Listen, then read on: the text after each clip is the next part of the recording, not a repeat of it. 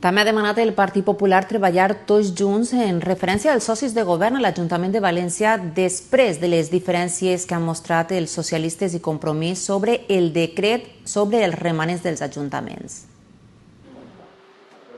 Para el Partido Popular en el Ayuntamiento de Valencia, la suspensión de la regla de gasto debe alargarse al año que viene, pero piden también un fondo para el transporte público, desde luego, que se viene diciendo y que en la Ciudad de Valencia, desde luego, es más que necesario por el agujero negro que supone para las arcas municipales la negligente gestión de la MT, como todos ustedes saben,